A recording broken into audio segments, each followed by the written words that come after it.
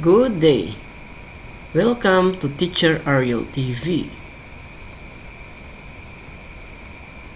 Today, you are going to learn about multiply 4-digit by 3-digit numbers without regrouping. Multiplication is the process of combining equal groups to find the total number of items. Now, let's get started. Find the product 1032 times 123. First, arrange the numbers in columns like this. Place the digit of the number in a column based on its place value. Next, multiply 1032 by 3 ones. Let's start with 2 times 3. 2 times 3 is equal to 6. Then, multiply 3 times 3. 3 times 3 is equal to 9. Now, multiply 0 times 3. 0 times 3 is equal to 0. And multiply 1 times 3. 1 times 3 is equal to 3. Now, we multiply 1032 by 2 tens. We are going to write 0 here. Now, we multiply 2 times 2. 2 times 2 is equal to 4. Next, multiply 3 times 2. 3 times 2 is equal to 6. Multiply 0 times 2.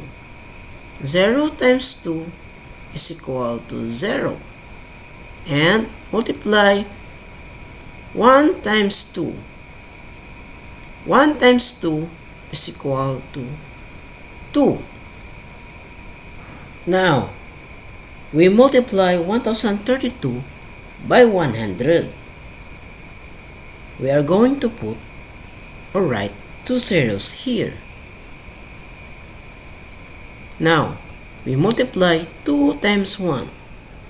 2 times 1 is equal to 2.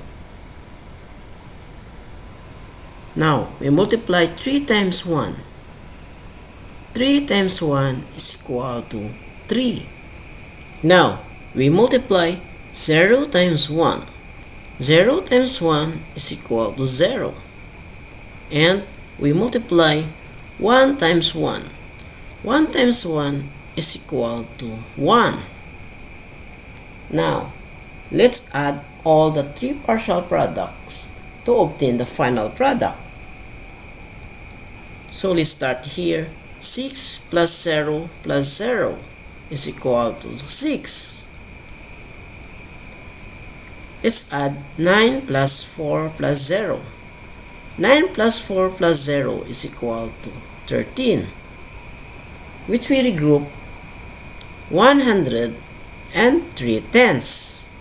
Now, we add 1 plus 0 plus 6 plus 2 is equal to 9. Next, 3 plus 0 plus 3 is equal to 6. Now, we add 2 plus 0. 2 plus 0 is equal to 2. And bring down the 100,000th digit 1. Therefore, the final product is 126,936.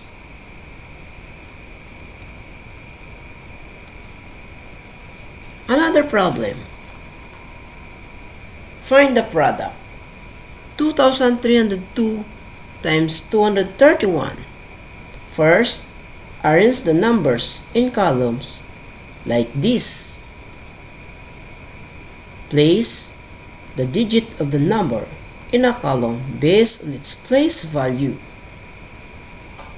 Next, multiply 2,302 by 1. Let's start with 2 times 1. 2 times 1 is equal to 2. Next, multiply 0 times 1. 0 times 1 is equal to 0. Now, multiply 3 times 1. 3 times 1 is equal to 3. And multiply 2 times 1. 2 times 1 is equal to 2. Now, we are going to multiply 2,302 by 3 tenths. We are going to write 0 here. Now, we multiply 2 times 3. 2 times 3 is equal to 6. Multiply 0 times 3. 0 times 3 is equal to 0. Now, multiply 3 times 3. 3 times 3 is equal to 9. And multiply 2 times 3. 2 times 3 is equal to 6. Now, we multiply 2,302 by 2 hundredths. We are going to write 2 zeros here.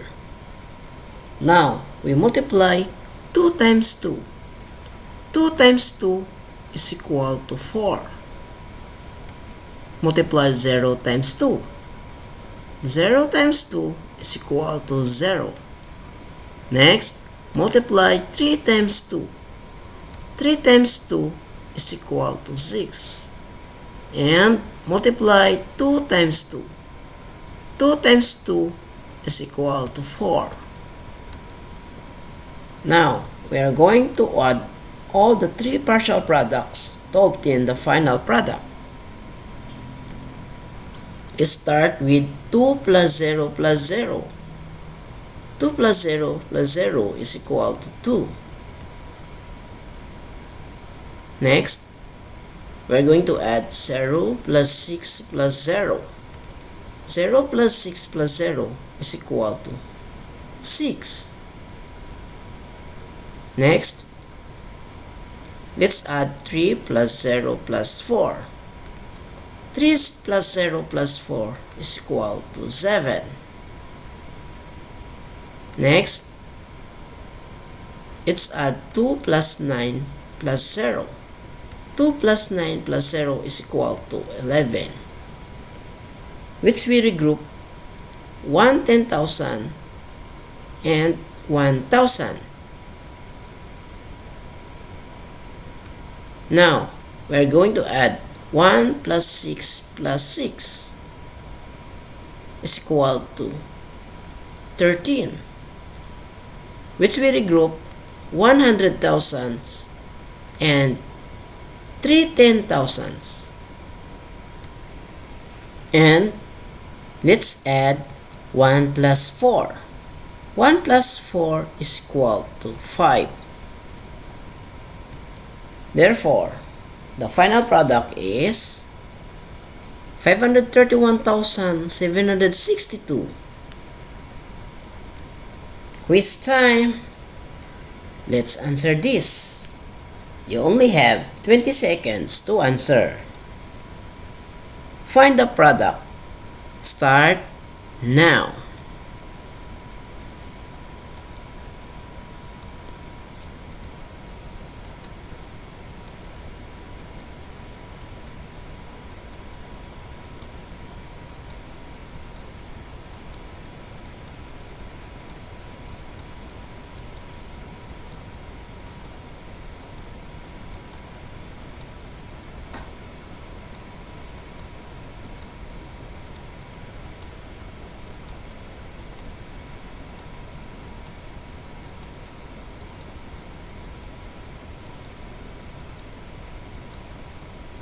Time's up. The answer is 113,506. 2,130 times 123.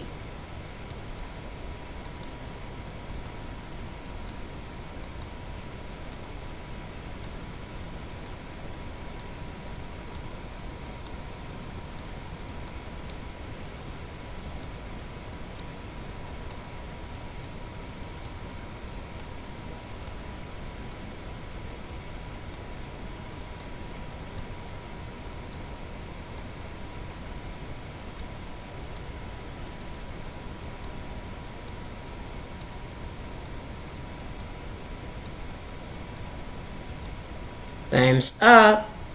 The answer is 261,990.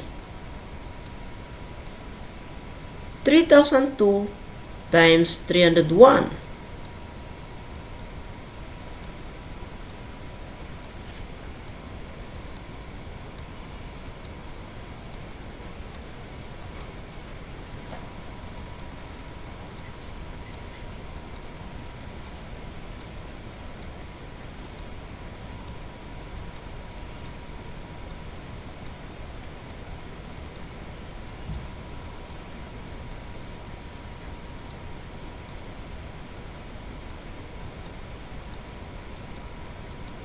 Times up.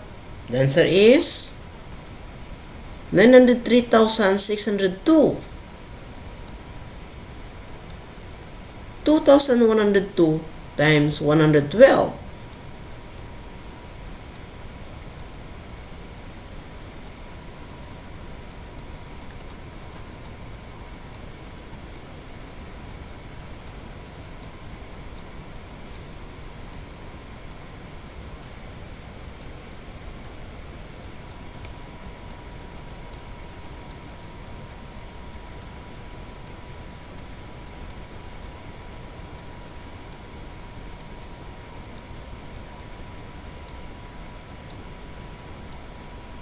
Times up.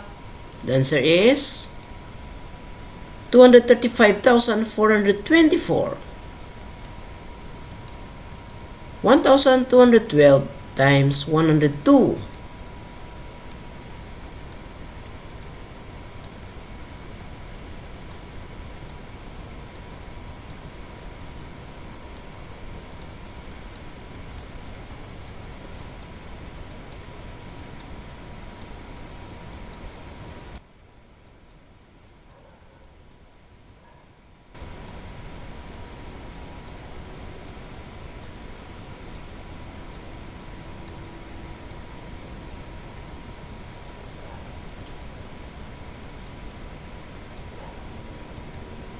Times up. The answer is 123,624. 4,120 times 211.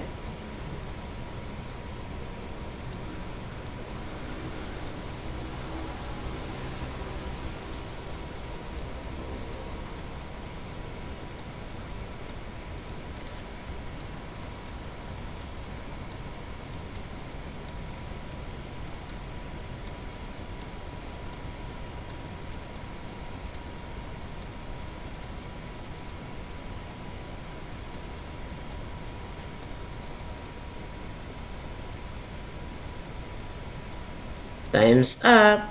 The answer is 869,320.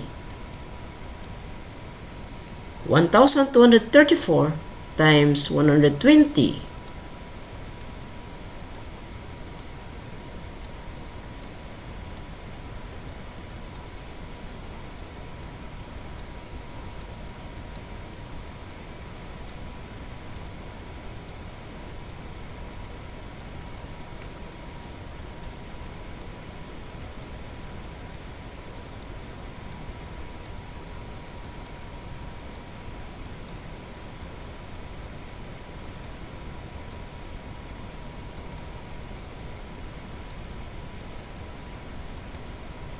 Times up. The answer is 148,080. 2,030 times 210.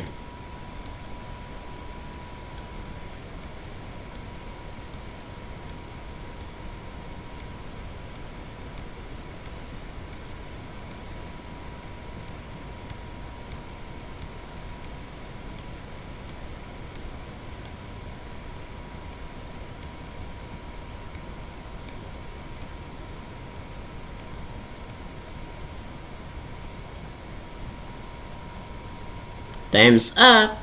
The answer is 426,300. 4,003 times 221.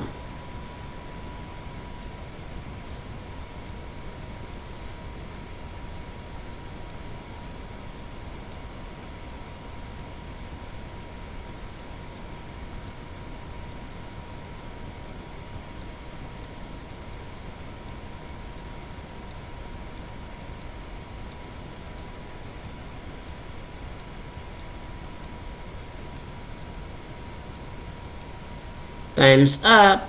The answer is 884,663. 3014 times 122.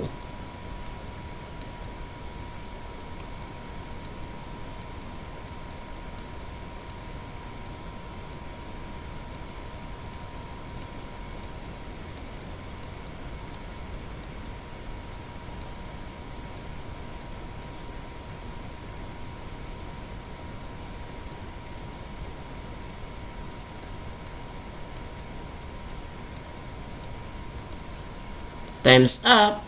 The answer is 367,708. That's all for now. I hope you enjoy learning about multiply 4-digit by 3-digit numbers without regrouping. Thanks for watching.